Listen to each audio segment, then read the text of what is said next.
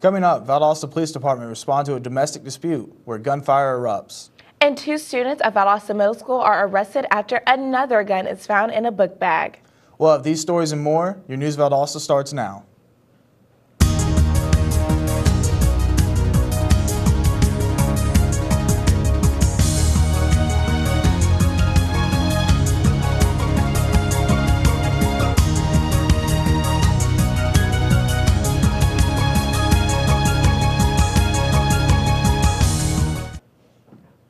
Welcome to News Valdosta. I'm Alexis Johnson. And I'm Vernie Jones. Valdosta Police Department responded to a domestic dispute Friday where a rifle had reportedly been shot multiple times.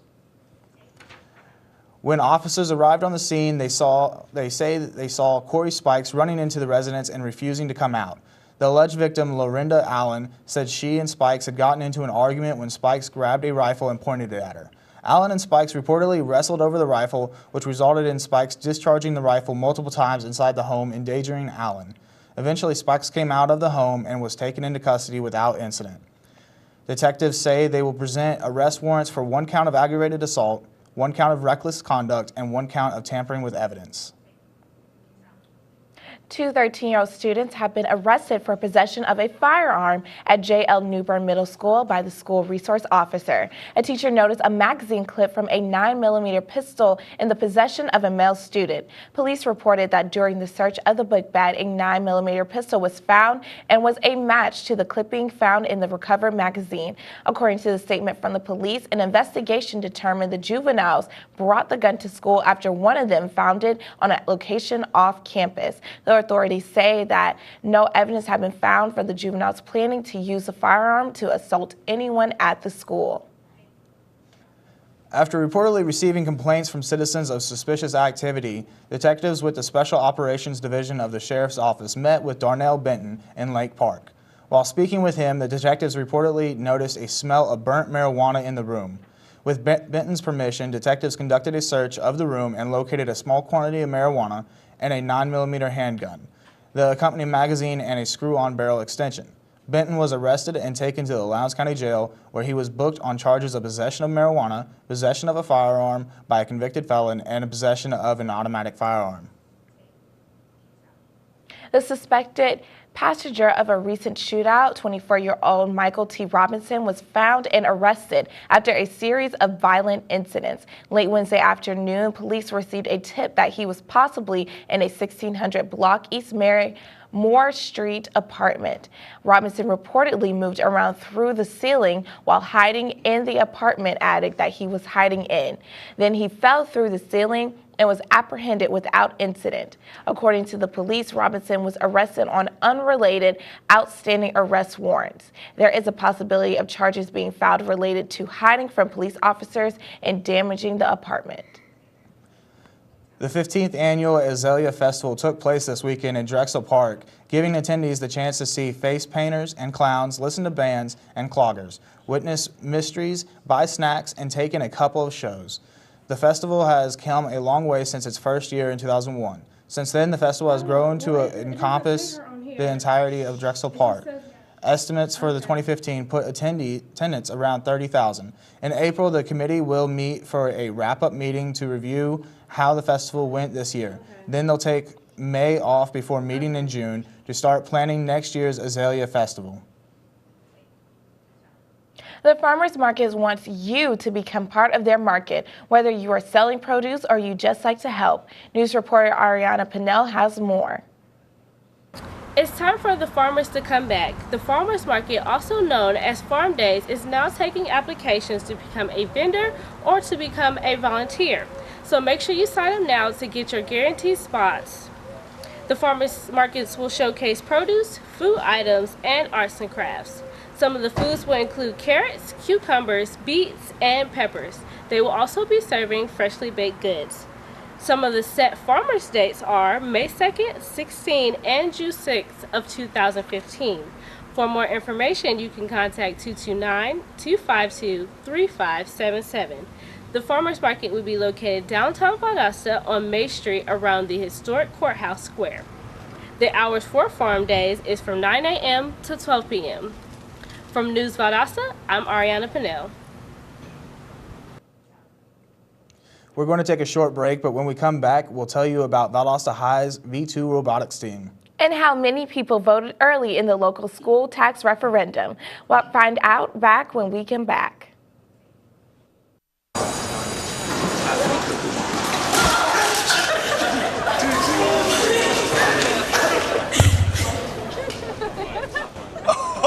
That's slow. That's slow and blue. Look, he's blushing. Seriously?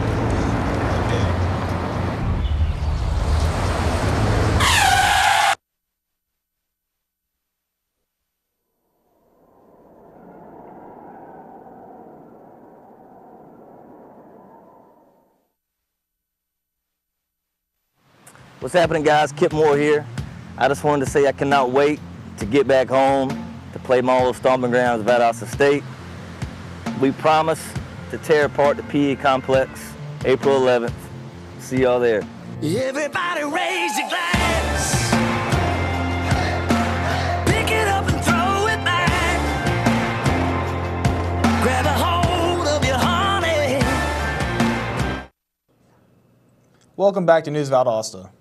SAVT, a battery technology company, is helping make way for a young technology enthusiast. SAVT is an incorporation focused on the creation of high-powered technology battery design.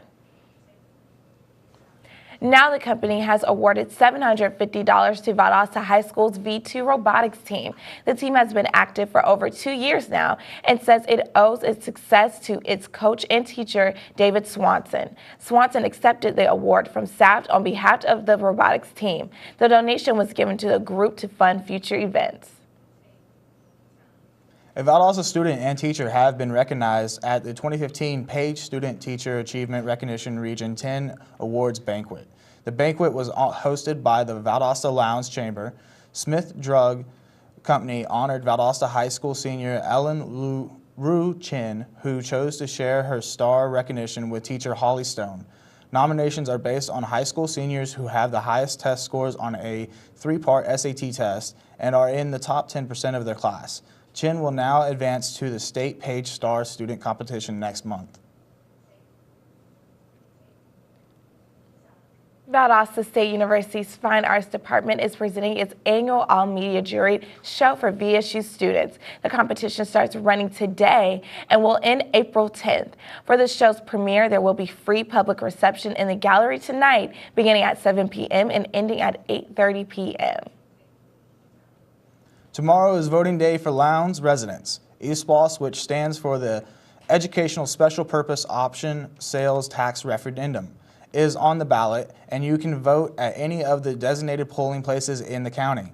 ESPOS would replace an expiring tax also used for local education. If it's approved, Valdosta plans to build a new high school using some of that money. About 1,000 Lowndes County residents already have cast ballots for the ESPOS as of Friday in early voting.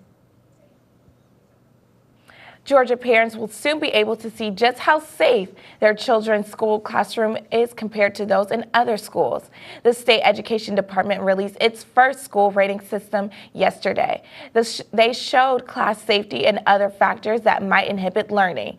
The rating system is from 5 stars, which is excellent, to 1 star, which is unsatisfactory. Every school is required to have a climate rating. Georgia officials will urge schools with lower ratings to take steps to improve student behavior. Valdosta Early Academy will host an open house for upcoming 6th graders. The open house will begin tomorrow at 6:30 p.m. The school is within the Valdosta school system and is partnered with Valdosta State. The school offers the opportunity for students to earn a high school diploma while also earning up to 60 hours of credit by graduation. Valdosta State University has organized a series of faculty lectures and roundtables to celebrate the rare remnant trust manuscripts currently housed on campus. The first lecture will be held at 7 o'clock tomorrow night in Oldham Library Auditorium. The lecture will feature Dr. Ken Rumstay of the Department of Physics, Astronomy, Geoscience, and Engineering Studies. He will discuss this most beautiful system, a Principia of Isaac Newton. A copy of the Principia from 1729 is on display in the south lobby of the library and will be available after the lecture for everyone to examine. Coming up next on News Valdosta, we'll take a look at the weather with Zach Saxton. So don't go away. So don't go away. We'll have take a look at the weather with Zach Saxton. So don't go away. We'll have take a look at the weather with Zach Saxton. So don't go away. We'll have take a look at the weather with Zach Saxton. So don't go away. So don't go away.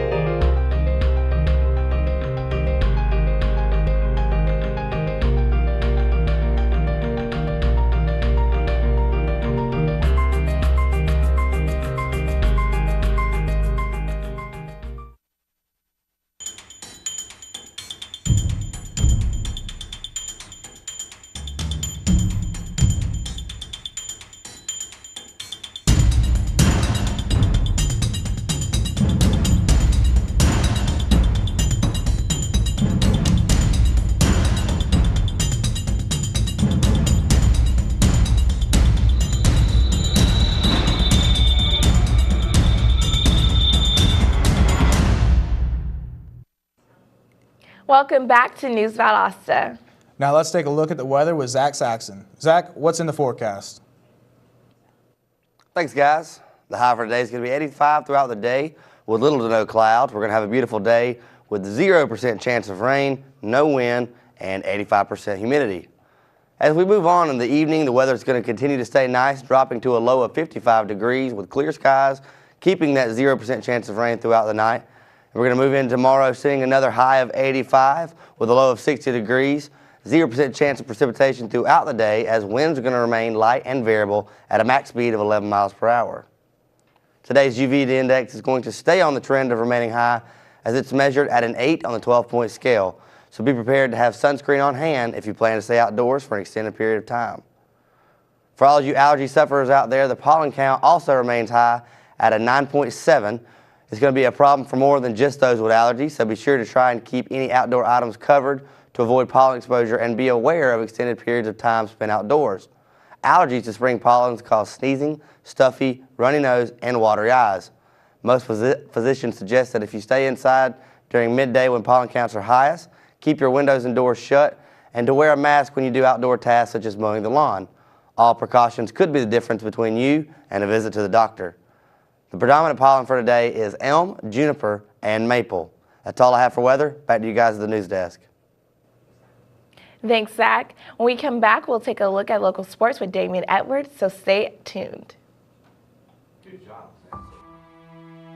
In 1977, in Johannesburg, South Africa, an 8-year-old boy picked up the game of golf from his father. By the age of 9, he was already outplaying him.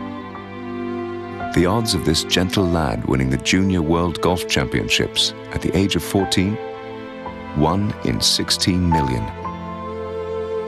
The odds of that same boy then making it to the US and European Pro Golf Tours, 1 in 7 million. The odds of the Big Easy winning the Open Championship once and the US Open Championship twice, 1 in 780 million.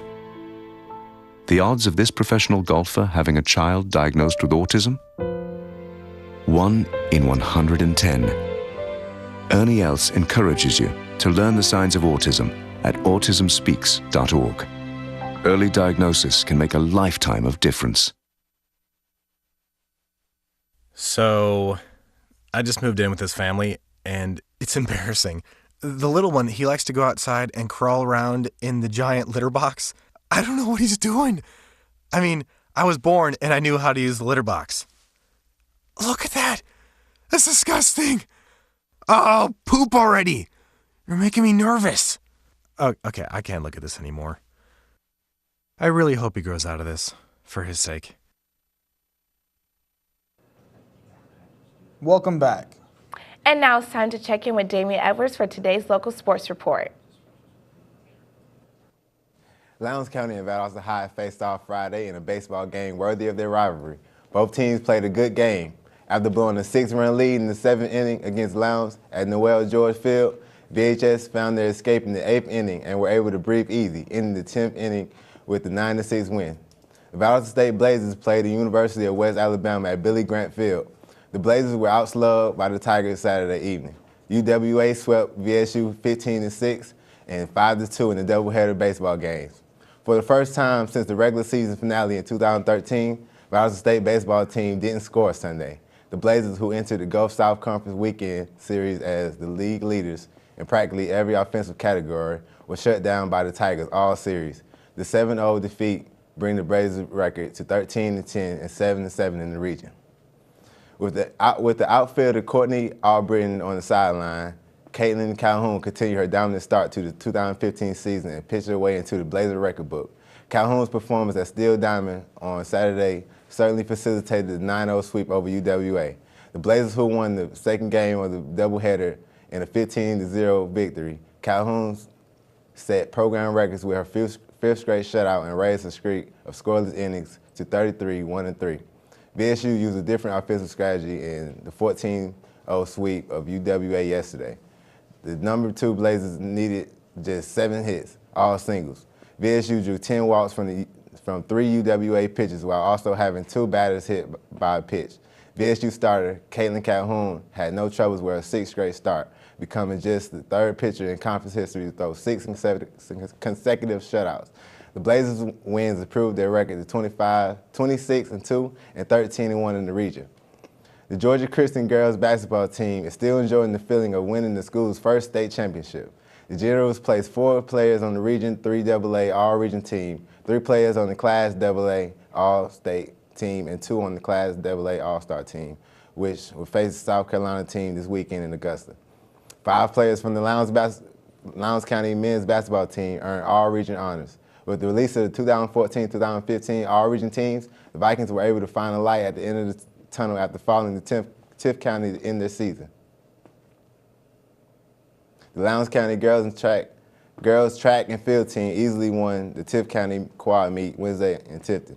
The Vikings racked up 91 points to easily top the 4th-team field, with host Tift finishing 2nd with 57 points, Valdosta 3rd with 49 points, and Cripps County 4th with 12. On the boys' side, Lowndes accumulated 72.5 points to top host Tift, which finished with 62, but also was 3rd with 44.5 points, and Cripps had 14 to finish the 4th. That concludes today's local sports. Now back to you guys at the desk. Thanks, Damian. When News Valdosta returns, we'll tell you about the upcoming rodeo. We'll be right back. When every moment matters and a hand reaches out, when someone gives blood and a life is saved, that moment when heartbreak turns to hope, you're there through the American Red Cross. Every day, the Red Cross responds to nearly 200 neighborhood emergencies, and your support makes it possible. Use this moment to join us today. Visit redcross.org.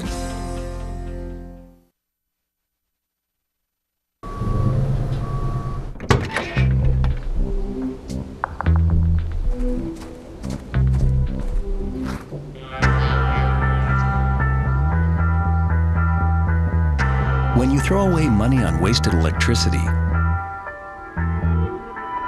you're throwing away everything you could have bought with it. Saving energy saves you money.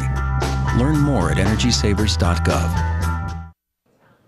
And we're back with News Valdosta. The Barron County Chamber of Commerce and the Nashville Barron Rotary Club is joining event sponsor Harvey Supermarket to bring the 6th annual Cotton Blossom Roundup professional rodeo back to Nashville. Real cowboys and cowgirls will arrive in town on March 27th to compete in events like barrel racing, bull riding, and saddle bronc riding. There will also be events like calf roping, calf wrestling, and cowgirls breakaway roping. There will be special events throughout the weekend that the whole family can enjoy. Babe Brooks, 17-year-old Valdosta native and contestant on The Voice, came back to Valdosta Friday. Bae is on Blake Shelton's team on the show and should be on TV either tonight or tomorrow. During her visit, she was featured on radio, visited local schools, and even played a bit of music for Valdosta residents. Not surprisingly, she received a lot of support and encouragement. And that's it for our program today. Thanks for watching News Valdosta. I'm Alexis Johnson. And I'm Vernie Jones. We'll see you tomorrow.